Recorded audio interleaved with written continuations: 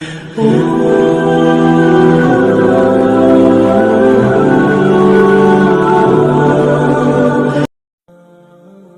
اسلام کی تاریخ کا بہت بڑا دن 17 رمضان مبارک، جس دن اسلام کا سب سے پہلا معرکہ کفر کے ساتھ پیش آیا اور اس کو معرکہ بدر اور غزوہ بدر کہا جاتا ہے۔ اس کو قرآن مجید نے یوم الفرقان بھی کہا ہے، فرق کرنے کا دن۔ یہ وہ پہلا معرکہ ہے جس کی دھاک کفر کے سینے پہ ایسی بیٹھی ہے کہ آج تک عالم کفر بدر کی للکار سے کانپتا ہے۔ ڈاکٹر اقبال نے امت مسلمہ کو ایک مشورہ دیا ہے۔ اس نے کہا ہے کہ شرط یہ ہے کہ فضائے بدر پیدا کر، فضا پیدا کر بدر جیسی، فضائے بدر پیدا کر، فرشتے تیری نصرت کو اتر سکتے ہیں گردوں سے کتار اندر کتار اب بھی۔ اور اسی مضمون کو دوسرے رنگ میں اقبال کہنے لگے، تو آج بھی ہو اگر ابراہیم کا ایمان پیدا، آگ کر سکتی ہے انداز گلستان پیدا۔ عالم اسلام کو یوم الفرقان، غزوہ بدر کی للکار یاد رکھنی چاہیے۔ ملت کے جوانوں کو بدر کا سبق اور بدر کا نصاب کبھی نہیں بھولنا چاہیے۔ ہمیں آج جو درس دیا جاتا ہے وہ درس فلسفہ ہے۔ جو پیغام کفر کے مقابلے میں ہمیں بتلایا جاتا ہے وہ پیغام ہے مصلحت کوشی کا، وقت گزاری کا۔ ابھی دیکھو غزوہ بدر کا پس منظر مسلمانوں کو یہ سبق دیتا ہے کہ جب فضا پیدا ہو جائے تو اللہ مدد کر دیا کرتا ہے۔ جب فضا پیدا ہو جائے تو پھر اللہ مدد فرماتا ہے۔ جب فضا پیدا ہو، جب مدد کی فضا ہی پیدا نہ ہو، قرآن مجید فرقان حمید سورہ آل عمران میں سے جو آیہ کریمہ میں نے تلاوت کی تو اس میں اللہ تعالیٰ نے بدر کا ذکر فرمایا ہے۔ فرمایا وَلَقَدْ نَصَرَكُمُ اللَّهُ بِبَدْرٍ وَأَنْتُمْ أَذِلَّةٌ، فرمایا تحقیق ہم نے بدر میں تمہاری مدد کی حالانکہ تم تو کمزور تھے۔ ہم نے بدر میں تمہاری مدد کی، تم تو کمزور تھے۔ میدان بدر کے اندر اللہ تبارک و تعالی نے مدد فرمائی، نصرت فرمائی مسلمانوں کی، اور ایسی کامیابی دی کہ پورا کفر جو اس وقت موجود تھا وہ کانپنے لگا کہ مسلمانوں کے پاس اتنی قوت کہاں سے آ گئی، اتنی طاقت کہ یہ کس طرح مالک ہوئے۔ بغور سمجھیے گا بات کو، ذرا تھوڑا سا پس منظر سمجھ لیں۔ 15 سال تک اعلان نبوت کے بعد نبی پاک صلی اللہ علیہ وسلم نے کسی جنگ کی، کسی لڑائی کی اجازت نہیں دی، کسی قسم کی منع فرمایا، بلکہ فرمایا لکم دینکم ولی دین، تمہارا اپنا دین ہے ہمارا اپنا دین ہے، منع کر دیا گیا۔ مسلمان ہجرت کر کے آ گئے مکہ سے مدینہ، لیکن یہاں بھی قریش مکہ اور کفار مکہ نے عالم اسلام کو، مسلمانوں کو، نبی پاک صلی اللہ علیہ وسلم کو سکون سے بیٹھنے نہیں دیا، پریشان کرتے رہتے تھے۔ اور اس پریشانیوں میں سے ایک بڑی پریشانی، جب تک آپ بات کے پس منظر کو نہیں سمجھیں گے آپ کو اصل مضمون سمجھ میں نہیں آئے گا۔ پریشان کرتے تھے مسلمانوں کو، مدینے آ کر پریشان کرتے۔ دنیا کا ایک مزاج ہے،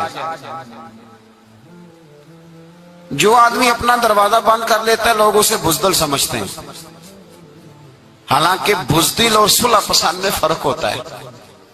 بزدل اور ہوتا ہے، صلح پسند، کچھ لوگ صلح پسند ہوتے ہیں، لوگ انہیں بزدل کا طعنہ دیتے ہیں۔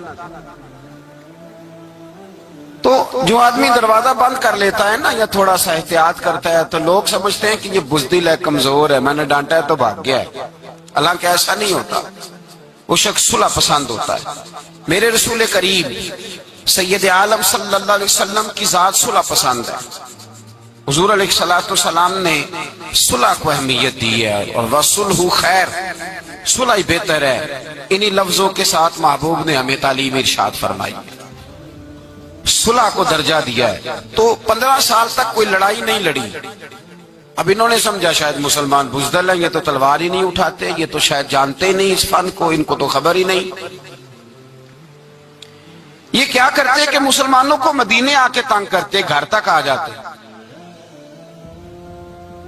مکے کے قریش مدینے کے قریب آ کے مسلمانوں کو لوٹ کے لے جاتے۔ کئی دفعہ ایسا ہوا کہ انہوں نے آ کر کے یہاں سے بکریاں، اونٹ اور کئی اور چیزیں چوری کر کے لے گئے۔ تو مسلمان پریشان رہنے لگے۔ اللہ پاک نے طاقت دے دی، قوت دے دی مسلمانوں کو۔ حضرت عمر فاروق جیسے لوگ کلمہ پڑھ گئے، حضرت امیر حمزہ جیسے لوگ آ گئے، حضرت ابو عبیدہ بن جراح جیسے لوگ آ گئے، حضرت سیدنا سعد بن ابی وقاص جیسے دلیر اللہ نے عالم اسلام کو عطا فرمائے۔ قوت آ گئی۔ حرِّض المؤمنین علی القتال، محبوب اختیار کرے مومنوں کو لڑائی کے لیے۔ ایک قافلہ آ رہا تھا، ابو سفیان مال لے کے ایک سفر پہ نکلا ہوا تھا، اس میں قریش کے سارے لوگوں کا مال تھا۔ اس زمانے میں بھی پارٹنر بن کے کاروبار ہوتا تھا، سارے مکے والے ایک بندے کوئی مال دے کے بھیج دیتے تھے، میرا بھی بیچ آنا، میرا بھی بیچ آنا۔ وہ سال کے بعد ایک ہی جاتا تھا، سارے جا کے۔ عرب کے جاہل معاشرے کے اندر بھی دھوکہ کرنا اور جھوٹ بولنا عیب سمجھا جاتا تھا۔ لوگ کسی کے پیسے پر نظر نہیں رکھتے۔ یہاں معاذ اللہ لوگ کلمہ پڑھ کے اس بات کا خیال نہیں رکھتے کہ مال کس کا ہے اور ہم کس طرح سے اسے استعمال کرنا ہے۔ تو ابو سفیان سب کا مال لے کے نکلے۔ جب یہ مدینے کے واپس آ رہے تھے نا، شام سے ہجرت کر کے مدینے کے پاس سے گزرنے لگے، تو اللہ کے رسول سید عالم علیہ السلام نے مسلمانوں سے کہا کہ چلو ہم بھی ان کا ایک قافلہ روک لیں، انہیں احساس دلائیں کہ تم ہمارے ساتھ زیادتی کرتے ہو تو بازو میں ہمارے بھی قوت ہے۔ اس ارادے کے ساتھ حضور نکلے۔ ابو سفیان بڑے تیز آدمی تھے، کسی نے خبر کر دی کہ وہ تو آ رہے ہیں تیرا قافلہ روکنے کے لیے۔ اب حضور سید عالم جب چلے مدینہ منورہ سے تو 313 لوگ حضور کے ساتھ تھے۔ کتنے جی؟ بولیے 313۔ تحقیق یہ ہے کہ 312 تھے۔ حضرت عثمان غنی کو شامل کیا گیا بدریوں میں، لیکن حضور انہیں چھوڑ گئے تھے، اس لیے کہ ان کی زوجہ اور نبی پاک کی پیاری صاحبزادی بڑی علیل تھی۔ فرمایا تو میری بیٹی کے لیے رہ جا۔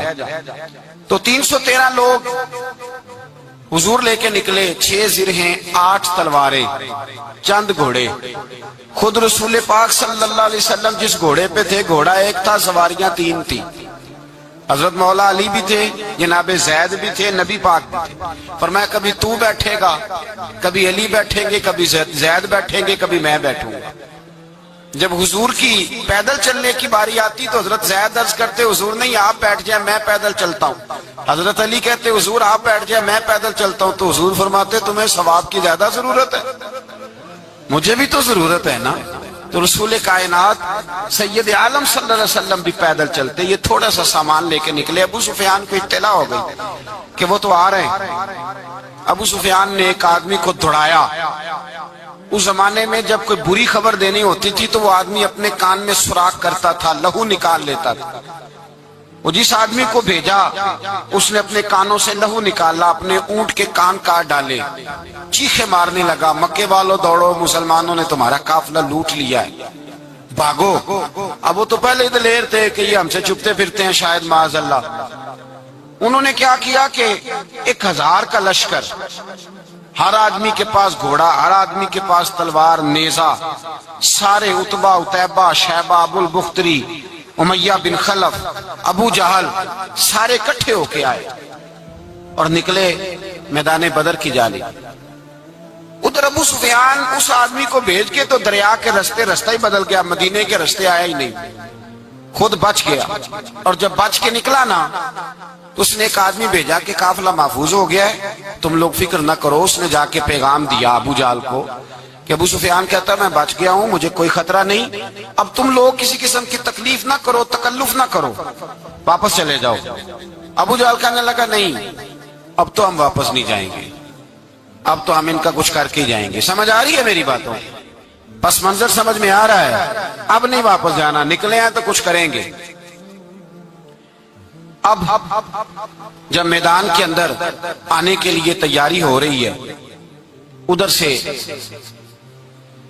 پتہ چل گیا، نبی پاک صلی اللہ علیہ وسلم کو اطلاع ہوئی کہ ابو سفیان تو اپنا لشکر بچا کے، قافلہ بچا کے لے گئے، لیکن قریش بضد ہیں آنے کے لیے۔ نبی پاک صلی اللہ علیہ وسلم نے ایک جگہ پہ تمام مسلمانوں کو جمع کیا۔ یہ بات قابل غور ہے۔ حضور نے فرمایا بھی 1000 کا لشکر اسلحے سے لیس ہو کے آ رہا ہے، تم 313 ہو، تمہارا ارادہ کیا ہے؟ نہ تمہارے پاس زرہیں ہیں، نہ تلواریں ہیں، نہ تمہارے پاس نیزہ ہے، نہ تیر ہے، کیا کرنا ہے؟ صحابہ کرام علیہم رضوان فرماتے ہیں جب نبی پاک صلی اللہ تعالی علیہ وسلم نے مشورہ لیا نا تو سب سے پہلے جو شخصیت اٹھی وہ حضرت ابوبکر صدیق کی ذات تھی۔ جناب صدیق اکبر اٹھے، عرض کرنے لگے محبوبہ بات ہی کوئی نہیں، آپ حکم کریں، ہم تو بڑی دیر سے تیار بیٹھے۔ حضرت عمر کہنے لگے حضور میں تو تھک گیا ہوں انتظار کر کر کے۔ اور شیر خدا مولا کائنات علی المرتضیٰ رضی اللہ تعالیٰ عنہ کہنے لگے محبوبہ زنگ لگ گیا میری تلوار کو، زنگ لگ گیا، کوئی موقع ملے دیواریں ہلتی رہتی ہیں اور در کانپ جاتا ہے، علی کا نام سن کے اب بھی خیبر کانپ جاتا ہے۔ فرمایا حضور زنگ لگ گیا، مہربانی کریں جلدی کریں، ہم تو تیار بیٹھے۔ حضور نے پھر توجہ کی، نبی پاک صلی اللہ تعالی علیہ وسلم نے پھر توجہ کی، تو یہ تو سارے وہ بول رہے ہیں جو میرے ساتھ مکے سے آئے ہوئے ہیں، مدینے والے بھی تو بولے نا۔ تو مدینے والوں میں سے حضرت مقداد اٹھے، حضرت مقداد رضی اللہ تعالیٰ عنہ، اور اٹھ کے عرض کرنے لگے یا رسول اللہ آپ کا اشارہ ہماری جانب ہے؟ حضور نے فرمایا ہاں تمہاری جانب ہے۔ تو کیا خوبصورت جواب ہے، اور کیا انداز تکلم ہے، اور کیا گفتگو بے حسن ہے، اور کیا پس منظر ہے، اور کیا دلیل ہے، اور کیا تاریخ کا مطالعہ ہے۔ حضرت مقداد کہنے لگے یا رسول اللہ ہم کوئی حضرت موسیٰ علیہ السلام کی قوم نہیں کہ آپ سے کہیں گے آپ لڑے یا آپ کا خدا لڑے۔ یا رسول اللہ ہم خشکیوں میں بھی لڑیں گے، دریاؤں میں بھی لڑیں گے، ہم خشکیوں دشت تو دشت ہیں، صحرا بھی نہ چھوڑے ہم نے، اور بحر ظلمات میں دوڑا دیے گھوڑے ہم نے۔ کہا حضور ہم وہ نہیں ہیں کہ جو آپ سے کہیں گے آپ لڑیں اور آپ کا خدا لڑے، ہم تو تیار ہیں، آپ جلدی کریں۔ پھر حضرت سعد اٹھے، سعد بن عبادہ رضی اللہ تعالیٰ عنہ اٹھے، اور کیا خوبصورت عرض کیا، کہا یا رسول اللہ کس سے لڑنا ہے؟ حضور بولیے ذرا یا رسول اللہ۔ حضور نے فرمایا قریش مکہ سے۔ تو صحابی کا وجد دیکھیے گا، انداز دیکھیے گا، کہنے لگے حضور سنا ہے جن نظر نہیں آتے، دیو نظر نہیں آتے، سنا ہے دکھائی نہیں دیتے، محبوبہ آپ حکم کرے میں تو جنوں سے بھی لڑنے کے لیے تیار ہوں، میں تو ان دیکھی جگہوں پہ تلواریں چلا جاؤں گا، نبی کا حکم ہو تو کود جائیں ہم سمندر میں، جہاں کو محو کر دے نعرہ اللہ اکبر میں۔ یا رسول اللہ حکم کریں کس سے لڑنا ہے؟ میرے نبی پاک خوش ہو گئے، حضور خوش ہوئے، چہرے پہ مسکراہٹ دوڑی، فرمایا تم پر کوئی غلبہ پا ہی نہیں سکتا۔ فرمایا چلو اب اٹھو چلیں، نہ تلواریں ہیں، نہ گھوڑے ہیں، نہ کوئی شے ہے، نہ پاس اسلحہ ہے، نہ کوئی بظاہر طاقت ہے۔ حضور اٹھے تو ایک ننھا مجاہد حضرت سعد بن ابی وقاص کے چھوٹے بھائی عمیر بن ابی وقاص، قد چھوٹا، حضور نے فرمایا سعد چلے عمیر رہ جائے، سعد چلے اور عمیر یہ چھوٹے ہیں۔ حضرت سعد کہتے ہیں میری عمر ابھی اس وقت تھوڑی تھی، میں 16-17 سال کا جوان تھا، تو بھائی اس سے بھی چھوٹے تھے، فرمایا تو رہ جا۔ اللہ اکبر۔ تو کہتے ہیں دیکھو عمر دیکھو، اور منانے کا انداز کیا ہے، جا رہے ہیں جہاد کے لیے، تو بچہ رو نہیں پڑتا گھر میں۔ حضرت عمیر رونے لگے، کہنے لگے نہیں نہیں میں نے بھی جانا ہے۔ رونا کہاں جانا ہے بھائی، کو کھیلنے جا رہے ہیں، کوئی کھیلنے جا رہے ہیں، سیر کو جا رہے ہیں، کوئی جو ہے وہ کسی تفریح کے لیے نکل رہے ہیں، نہیں میں نے بھی جانا ہے۔ حضور نے فرمایا بیٹے تلواروں کی چھاؤں میں جا رہے ہیں، وہاں گرجدار آوازیں ہوں گی، وہاں سینے کٹیں گے، گردنوں پہ ضرب لگے گی۔ تو حضرت عمیر بن ابی وقاص نے نا اپنی ایڑیاں اٹھا لی، پنجوں کے بل کھڑے ہو گئے، کہنے لگے سونیا میں گردن کٹانے کو تیار ہوں۔ تو حضور نے فرمایا تیرا بڑا بھائی چلا جو ہے۔ حضرت عمیر کہنے لگے حضور قد میں بڑا ہے، طاقت میں نہیں بڑا۔ قد میں بڑا ہے، طاقت میں؟ کہا یہ قد میں بڑا ہے، جسامت میں بڑا ہے، طاقت میں نہیں بڑا۔ حضور نے فرمایا کیسے پتا چلے گا؟ کہا حضور کشتی کرا لیں، کشتی کرا لیں۔ چشم فلک نے عجیب نظارے دیکھے، محبوبہ کشتی کرا لیں۔ حضور نے فرمایا کرو کشتی، کرا لیتے ہیں، کرو کشتی۔ کشتی شروع ہوئی تو سبحان اللہ کیسی عجیب اور منفرد کشتی ہے۔ حضرت سعد بن ابی وقاص رضی اللہ تعالیٰ عنہ کہتے ہیں میرا بھائی پہلوان کشتی سے پہلے گلے ملتے ہیں نا، تو کہتے ہیں گلے ملنے آئے تو حضرت عمیر میرے کان میں کہنے لگے تیرا تو نمبر لگ ہی گیا ہے، اور محبوب جسے قبول کر لے پھر اسے درگزر اسے رد نہیں کرتے، تیرا تو لگ گیا ہے، تو یار چل تھوڑی دیر کے لیے گر جا بھائی، جو ہوا چل تھوڑی دیر کے لیے گر جا، میں بھی سلیکٹ ہو جاؤں گا، تیرا کیا بگڑے گا۔ قربان جائیں امام زرقانی کہتے ہیں نبی پاک کی آنکھوں میں آنسو آ گئے، حضور نے بات سنی تو رو پڑے، فرمایا ہم پر بھی کوئی غلبہ پا سکتا ہے؟ جس قوم کے 14 سال کے بچے لڑنے کو تیار ہوں انہیں کوئی گرا سکتا ہے؟ تو فضائے بدر پیدا کر، فرشتے تیری نصرت کو اتر سکتے ہیں گردوں سے، کتار اندر کتار۔ اب بھی تھوڑی دیر کے لیے بھائی آپس میں لڑے، گتھم گتھا ہوئے، پھر بڑا گر گیا، چھوٹا پشت سینے پہ سوار ہو گیا۔ میرے رسول پاک نے فرمایا چلو بھائی تمہارا دونوں کا جانا ہی مقبول ہو گیا ہے، چلو۔ یہ انداز تھا نہتے 313 بشر شوق شہادت میں۔ نہتے اس کو کہتے ہیں جس کے پاس اسلحہ نہ ہو۔ نہتے 313 بشر شوق شہادت میں نکل آئے تھے میدان میں محمد کی قیادت میں، نہ تیگ و تیر پہ تکیا، نہ خنجر پر نہ بھالے پر، بھروسہ ہے تو ایک سادی سی کالی کملی والے پر، بھروسہ ہے تو ایک سادی سی کالی، زیادہ مہنگی بھی نہیں، سادی سی کالی کملی والے پر، بھروسہ ہے تو ایک سادی سی کالی کملی والے پر۔ میرے مصطفیٰ کریم علیہ السلام کا لشکر میدان کی جانب، ادھر کفار جوش و خروش سے طے پایا رستے میں۔ ابو جہل نے کہا کہ روز ایک سردار اونٹ ذبح کرے گا، گانے گانے والی عورتیں گانے گائیں گی، بدر کی فضا دیکھ لیں، گانے والی گانے گائیں گی، روز ایک اونٹ ذبح ہوگا، شراب کے دور چلیں گے معاذ اللہ، اور مسلمانوں کے خلاف جوش پیدا کیا جائے گا۔ ادھر کھانے کے لیے شے کوئی نہیں، کوئی طاقت نہیں، تو یہاں کیا ہوگا؟ میرے حبیب نے فرمایا راتوں کو سجدے کریں گے، دن کو اٹھ کے اللہ اکبر کے نعرے لگائیں گے۔ یہاں عبادتیں ہیں، ریاضتیں۔ میرے رسول کریم سید عالم صلی اللہ تعالی علیہ وآلہ وسلم سے پہلے کفار پہنچ گئے، انہوں نے پہنچ کر بدر کے میدان میں قبضہ کیا، جہاں کنویں تھے سب پہ قبضہ کر لیا، جو زمین خشک تھی ریتلی تھی وہ چھوڑ دی، اور جو زمین ہموار تھی اس پہ قبضہ کر لیا۔ جب نبی پاک صلی اللہ علیہ وسلم تشریف لے کر کے گئے تو ریتلی زمین، تپتی ہوئے صحرا، 17 رمضان کا دن، صحابہ نے روزے رکھے ہوئے، روزے رکھے ہوئے صحابہ نے کیا کیا ہوا ہے؟ کیا کرنے گئے؟ پکی گل لے تو یہ بولے تھوڑے ہو نا، میں کہ شاید کچھ حق ہوئے۔ کیا کرنے گئے تھے؟ روزہ رکھ کے۔ اللہ خیر ہی کرے، ہمارے ہاں تو روز نیا بہانا ہوتا ہے، کہتے میں کام تے جانا، میرا تو نہیں نہ بنتا، روز نیا بہانا ہے، کہتے نہیں میں تو مزدور آدمی ہوں۔ کس طرح کی بات کرتے ہو؟ اللہ نے فرض کیا ہے تو اس کا مطلب ہے کہ گزارا ہو سکتا ہے، چل سکتا ہے، تبھی تو فرض کیا ہے۔ حضور نے فرمایا روزے کھول دو بھائی، پر کون کھولے؟ کوئی نہیں تیار۔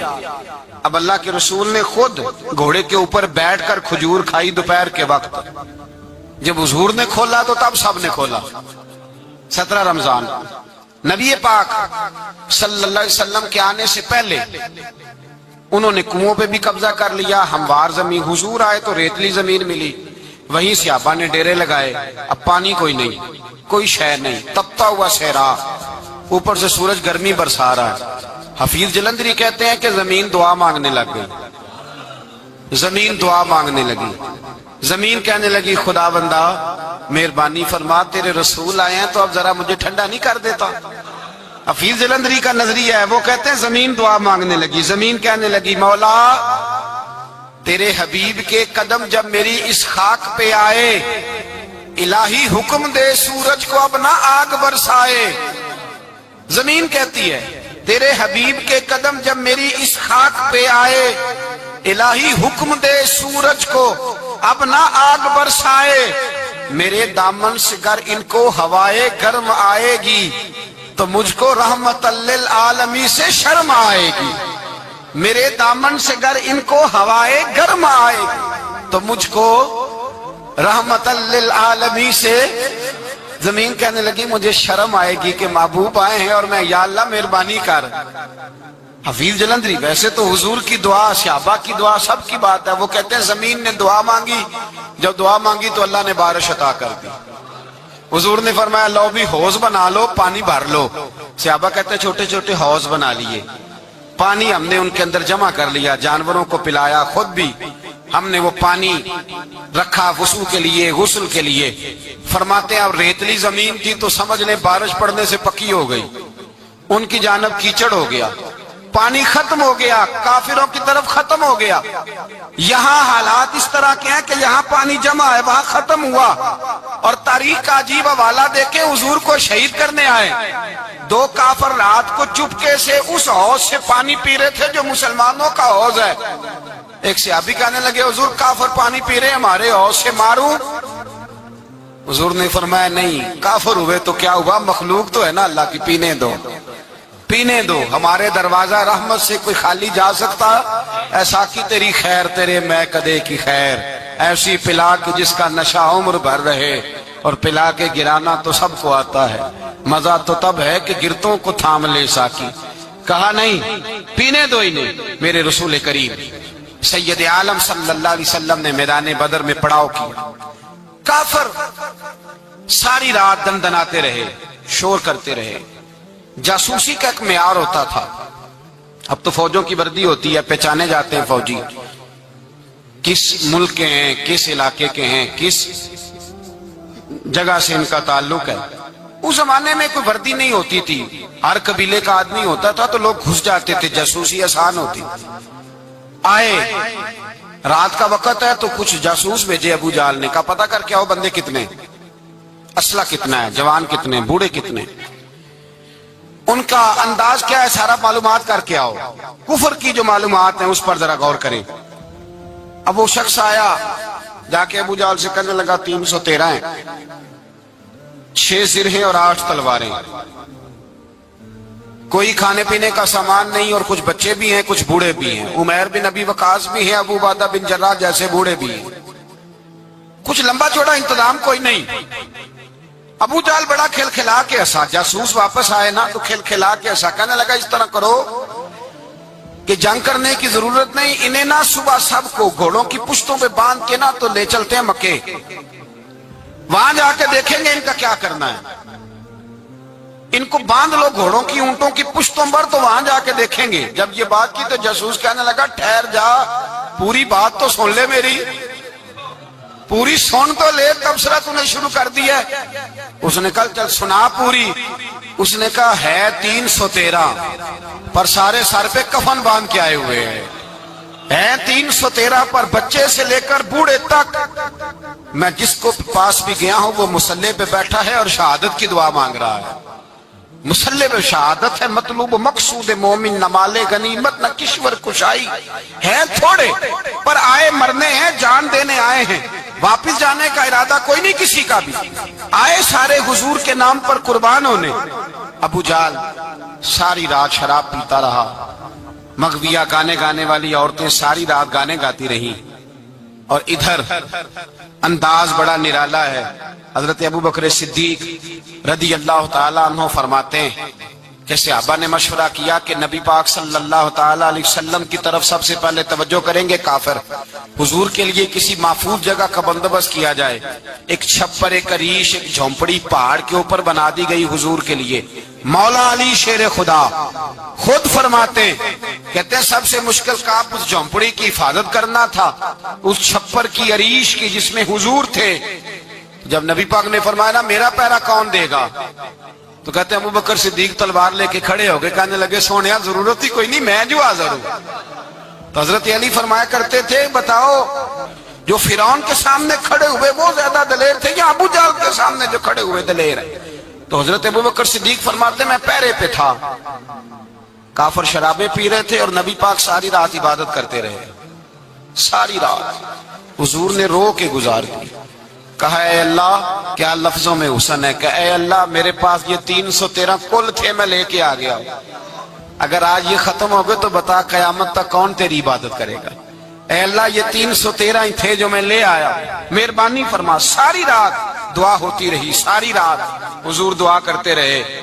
پہلے حکم آیا کہ 1000 فرشتہ بھیجا ہے، پھر آیا محبوب چل 3000 بھیجے، پھر اللہ نے کہا محبوب میں نے 5000 بھیجے ہیں۔ حضرت علامہ ہزار بھی کہا کرتے تھے کہ نہیں، رب کریم نے فرمایا 5000 بھیجے ہیں، تو محبوب نے کہا نہیں نہیں مولا اس طرح نہیں، میرے فرشتے نہ بھیج، تیرا وعدہ تھا میں بھی آؤں گا، تیرا وعدہ تھا میں بھی آؤں گا۔ اور وہ اپنے انداز میں فرمایا کرتے تھے سانو کل کے وچ میدان بدر تے آپوں بہ رہے ہیں یار کنارے آتے، تیرا وعدہ تھا میں بھی آؤں گا۔ تو پھر حکم ہوا قرآن میں انی معکم، محبوب میں بھی تیرے ساتھ ہی ہوں، محبوب میں بھی تیرے، خدا خود میر مجلس بود، سارے بولیے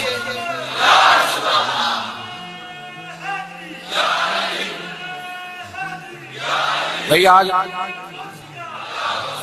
تو دن ہے نا نعرے لگانے کا، یوم البدر منا رہے ہیں، تو آج تو ٹھنڈا ٹھنڈا نعرہ نہ لگائیں، میں نے اپیل کی تھی کہ نعرہ تحقیق بھی لگایا کریں۔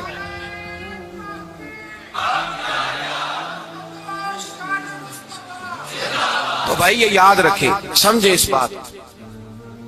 فرمایا حضرت ابوبکر صدیق فرماتے ہیں پہلے 1000 پھر 3000 پھر 5000 فرشتے آئے، اور جوک در جوک فرشتے آئے۔ کہتے ہیں سرکار ساری رات روتے رہے، ساری رات، تیرے صرف اسلحے سے ہی اللہ کی مدد نہیں آئے گی، تو نے ایٹم بم بنا لیا اور توفیق عید کی نماز کی بھی نہیں، اس سے تھوڑی مدد آئے گی۔ میرے مصطفیٰ کریم سید عالم صلی اللہ علیہ وسلم نے فرمایا، امت کو درس دیا، اسلحہ بھی جمع کرنا، طاقت بھی اکٹھی کرنا، صفیں بھی بنانا، اپنے اندر اتحاد بھی پیدا کرنا، لیکن اگر تم نے کفر پر غلبہ حاصل کرنا ہے تو اس کے لیے خدائی مدد کی ضرورت ہوگی۔ اگر تم سے اللہ کی مدد روٹ گئی تو جتنے مرضی اسلحے جمع کرتے پھرو، جتنی مرضی طاقتیں اکٹھی کرتے پھرو، پھر جس قدر مرضی تم ایٹم بم بناتے پھرو، جب خدائی مدد ہی تمہارے ساتھ نہیں تو کیسے نظام چلے؟ تو حضرت ابوبکر صدیق فرماتے ساری رات، حتیٰ کہ میں بے چین ہو گیا، حضور سجدے میں تھے تو میں حضور کے اوپر لیٹ گیا، میں نے کہا محبوب بس کریں، اٹھ کے دیکھے تو صحیح میرے اللہ نے کتنی مدد نازل فرما دی ہے۔ صبح رسول پاک تشریف لائے، صحیح مسلم، ابو داؤد، کتابوں کے نام یاد رہیں گے۔ حضرت انس بن مالک حدیث کے راوی ہیں، کہتے ہیں حضور اٹھے اور ایک دن پہلے چھڑی لے کے میدان میں آئے، ایک دن پہلے اٹھے، دیکھو میرے محبوب کے علم کی شان۔ میرے اعلیٰ حضرت فرماتے ہیں اور کوئی غیب تم سے نہا ہو بھلا جب خدا ہی نہ چھپا رہا، اور کوئی غیب تم سے نہا ہو بھلا جب خدا ہی نہ چھپا رہا، تم پر کروڑوں درود۔ اور ہمارے ایک شیخ تھے علامہ تحسین رضا صاحب رحمۃ اللہ علیہ، ان کا بڑا خوبصورت شعر ہے، وہ فرمایا کرتے تھے علم غیب رسول کے منکر اس حقیقت کو بھول جاتے ہیں، غیب مانا کہ راز ہے لیکن راز اپنوں سے کب چھپاتے ہیں، راز مانا، غیب مانا کہ راز ہے لیکن راز اپنوں سے کب چھپاتے ہیں۔ ایک دن پہلے حضور میدان میں آئے، صحیح مسلم کی حدیث ہے، اور محبوب پاک صلی اللہ علیہ وسلم کے دست مبارک میں چھڑی ہے۔ حضرت انس کہتے ہیں حضور میدان میں آئے اور حضور نے لکیر کھینچی، فرمایا کل یہاں ابو جہل مرے گا۔ کب مرے گا؟ یہاں مرے گا۔ فرمایا یہاں عتبہ مرے گا، یہاں اتبا مرے گا، یہاں ولید مرے گا۔ حضرت انس فرماتے ہیں میری لکیروں پہ نظر تھی، لوگ جنگ لڑتے رہے، میں لکیریں دیکھتا رہا۔ اللہ کی عزت کی قسم، جہاں حضور نے چھڑی رکھی تھی، جو مرا وہیں آ کے مرا ہے، جو مرا ہے وہیں آ کے، جو دن کو کہہ دیا دن ہے تو دن نکل آیا، جو شب کو کہہ دیا شب ہے تو رات ہو کے رہی۔ خدا نے ان کی زبان کو وہ اختیار دیا، جو نکلی منہ سے ان کے وہ بات ہو کے رہی۔ فرمایا جہاں حضور نے چھڑی رکھی تھی، جو مرا ہے وہیں آ کے مرا ہے میرے رسول کریم۔ سید عالم صلی اللہ تعالی علیہ وسلم نے اگلے دن صبح اٹھ کے صف بندی بنوائی۔ حضور نے اپنے ہاتھ کے اندر چھڑی لے لی، فرمایا چلو ابھی صفیں سیدھی کرو۔ کیا کرو؟ کرانی چاہیے نا صفیں سیدھی، ہمیں کر بھی لینی چاہیے نا۔ حضور نے فرمایا تم صفیں سیدھی کرو، اللہ تمہارے دل سیدھے کر دے گا۔ تو جہاں سیدھے کرانے والے ہوتے ہیں، کرنے والا۔ اور میرے نبی پاک صلی اللہ علیہ وسلم نے فرمایا جب تم نماز کے لیے صفیں سیدھی کرتے ہو تو رب تو تمہیں دیکھ کے مسکراتا ہے، جو اس کی شان کے لائق ہے۔ حضور صفیں سیدھی کرا رہے تھے۔ حضرت سواد انصاری ایک صحابی تھے، تو پیٹ ان کا بڑا تھا۔ حضور نے چھڑی رکھی، فرمایا پیچھے ہٹ تھوڑا سا، بڑا پیٹ تھا۔ چھڑی لگائی نہ تو کہنے لگے حضور کیوں ماری ہے چھڑی آپ نے مجھے؟ نبی پاک صلی اللہ علیہ وسلم نے فرمایا چل ناراض نہ ہو، بدلہ لے لے۔ کہنے لگے لائیں دے بدلہ۔ حضور نے چھڑی پکڑائی تو کہنے لگے کپڑا ہٹائیں۔ حضور نے کپڑا ہٹایا تو جسم اقدس چومنے لگے۔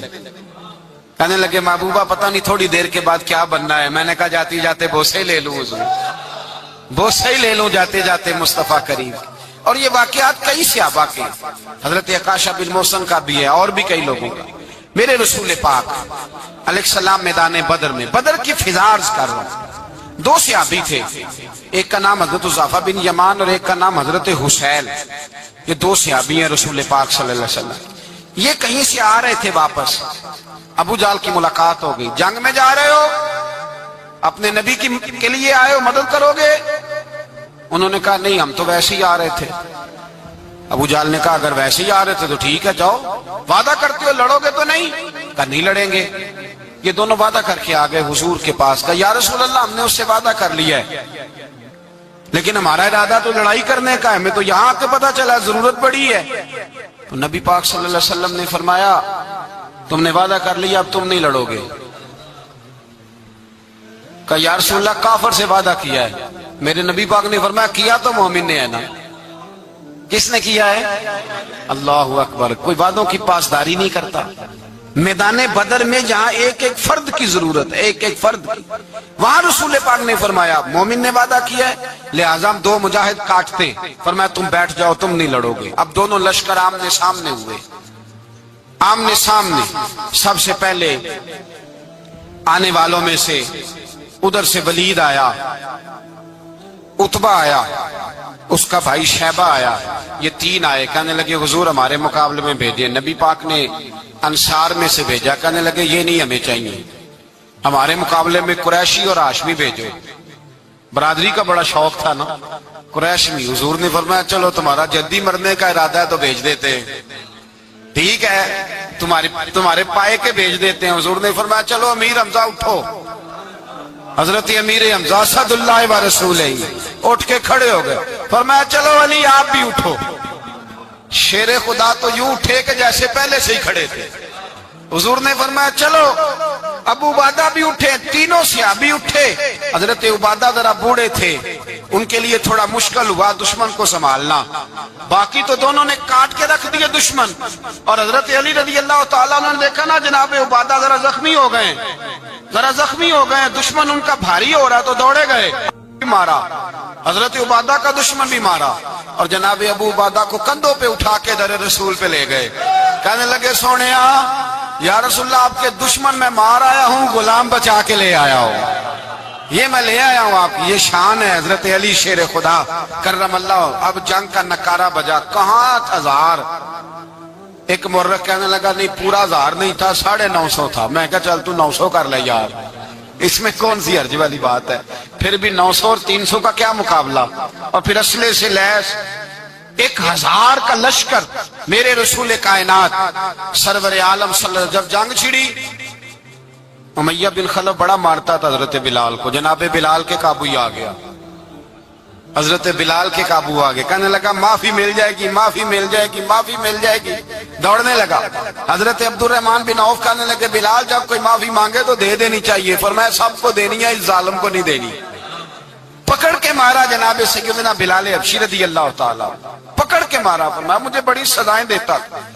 اس امت کا فرعون ابو جہل نے ساری زندگی ستایا ہے۔ دو چھوٹے چھوٹے بچے معوذ اور معاذ، اور ان کی عمریں 17 سال سے کم بتائی جاتی ہیں، اور حسین لفظ ہیں۔ حضرت عبد الرحمن بن عوف کہتے ہیں دونوں میرے پاس آئے، اور ایک روایت میں یوں بھی انداز ہے، کہتے ہیں ایک بھائی کا قد چھوٹا تھا، تلوار اونچی تھی اس سے، اور آئے، اور یہ لفظ ہیں تاریخ میں محفوظ، آئے آ کے کہنے لگے عبد الرحمن سے چچا ابو جہل کدھر ہے؟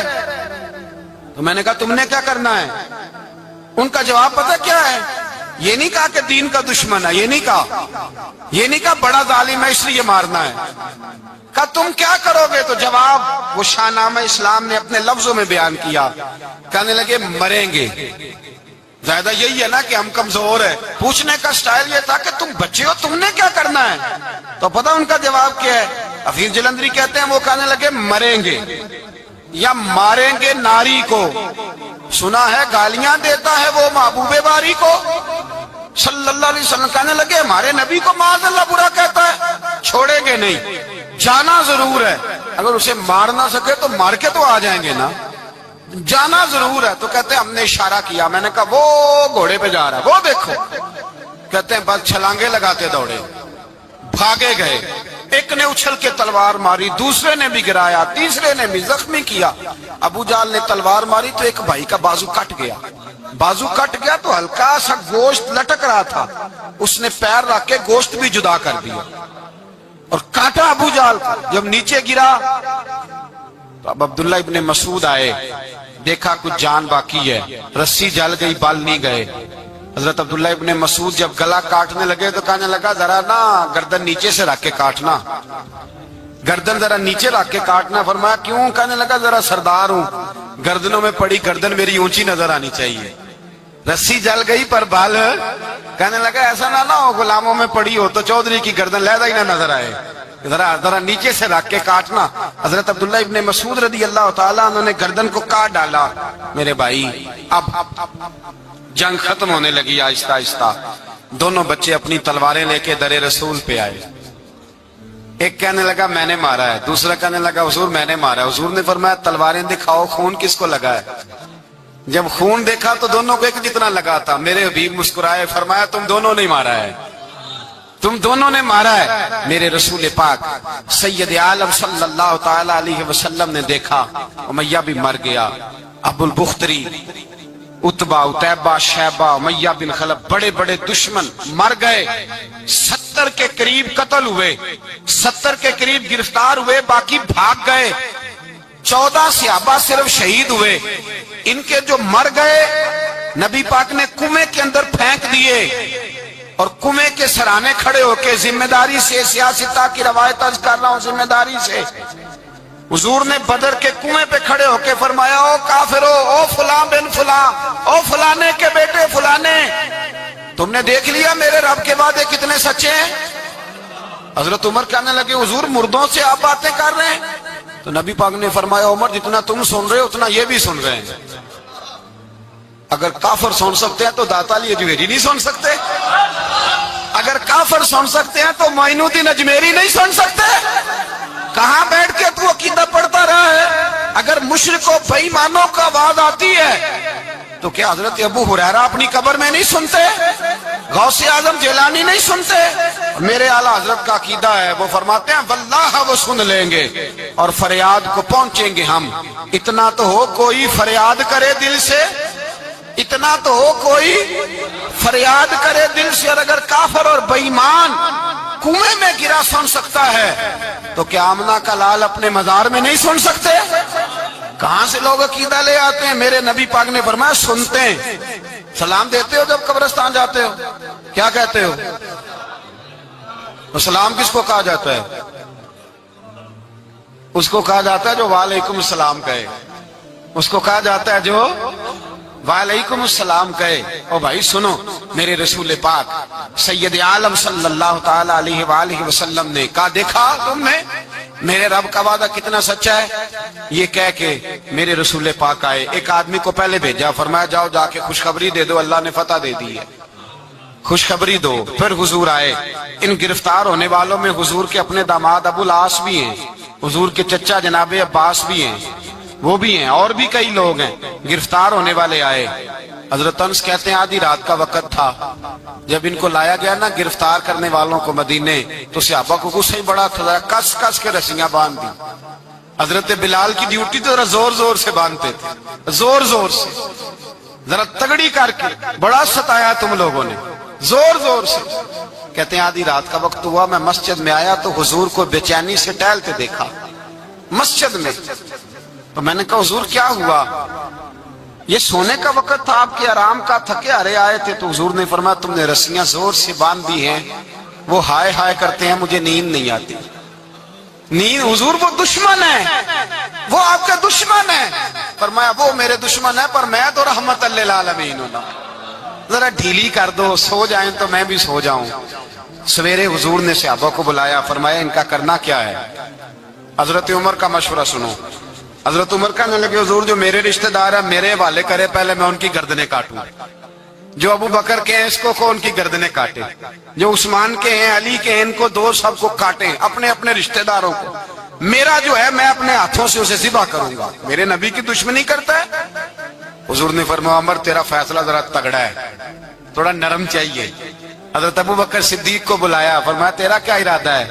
तो अबू बकर कहने लगे हुजूर कुछ फिदिया ले लें, इन पे रहम करें, मुझे लगता है बहुत सारे कलमे पड़ जाएंगे, कुछ मेहरबानी करें, इन पे शफकत करें।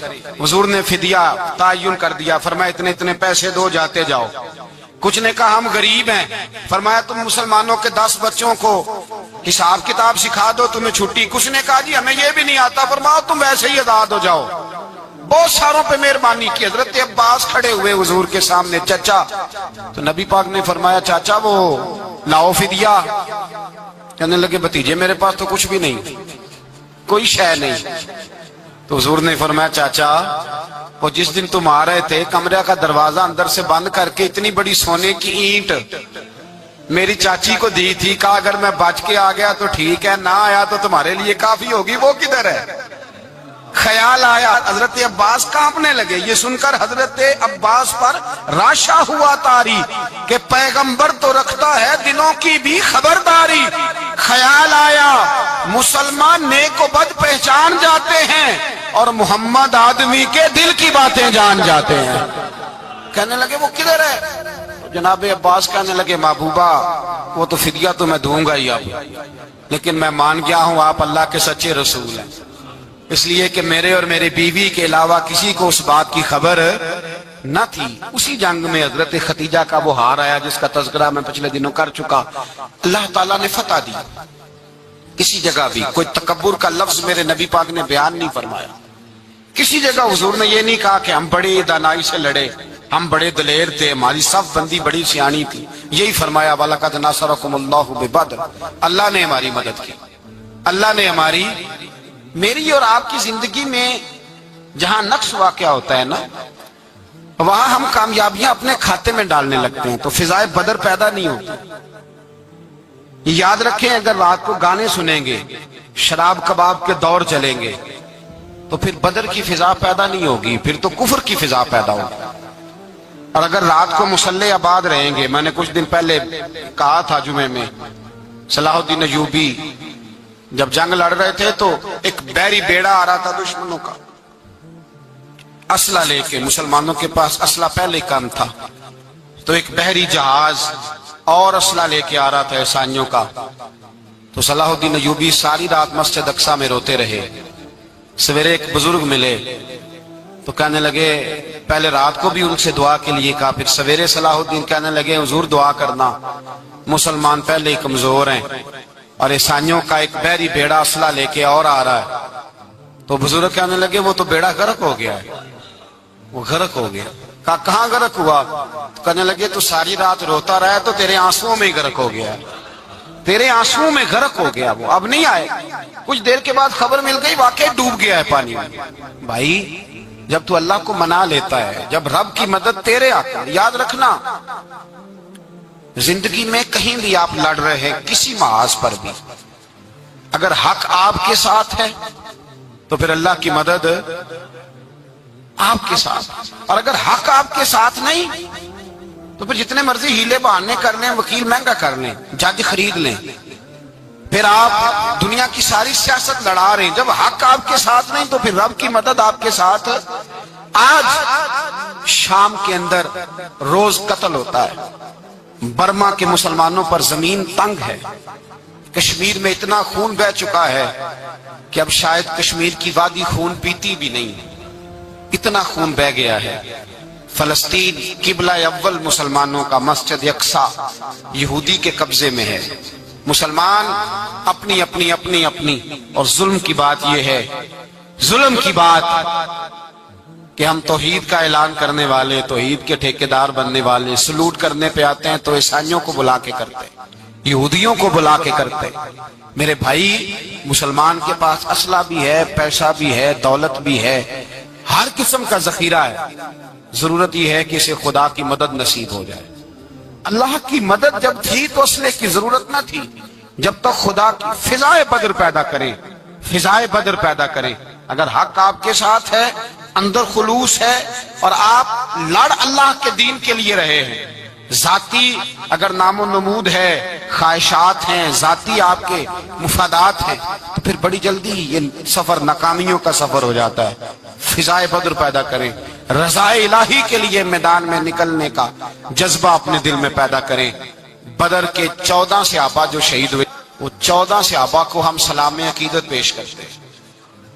ان 14 کے لوگوں کو شاید نام بھی نہ آتے ہوں، لیکن اسلامی تاریخ میں انہوں نے ایسا حسن بھرا ہے، ایسا حسن بھرا ہے کہ کافر آج بھی بدر کے نام سے کامتا ہے۔ نام نہ بنائیں دین کے معاملے میں، کام کریں، جو کام کرتا ہے اللہ اس کا نام بنا دیتا ہے۔ کام کریں، اور کبھی بھی دین کی نصرت کے لیے جب نکلیں اپنے آپ کو آگے نہ کریں، دین کو آگے رکھیں۔ بدر والوں نے دین آگے رکھا تھا، اللہ نے انہیں کامیابی دی۔ جب سے نام آگے رکھنے، آج پوری امت مسلمہ میں صرف صدارت کا چکر ہے، کون ملک آگے لگے گا، کون آگے بڑھے گا۔ فضائے بدر پیدا ہو جائے گی تو دین آگے رہ جائے گا، شخصیات پیچھے ہو جائیں گی۔ اور یاد رکھیں، نظریات بچیں تو شخصیات بھی باچی جاتی ہیں، نظریہ بچانا بڑا ضروری ہے۔ میرے اعلیٰ حضرت فرماتے ہیں بے نشانوں کا نشان مٹتا نہیں، مٹتے مٹتے بھی نام ہو ہی جائے گا۔ تو فضائے بدر پیدا کر، فرشتے تیری نصرت کو اتر سکتے ہیں گردوں سے، کتار اندر کتار اب بھی، اور آج بھی ہو اگر ابراہیم کا ایمان پیدا تو آگ کر سکتی ہے انداز گل۔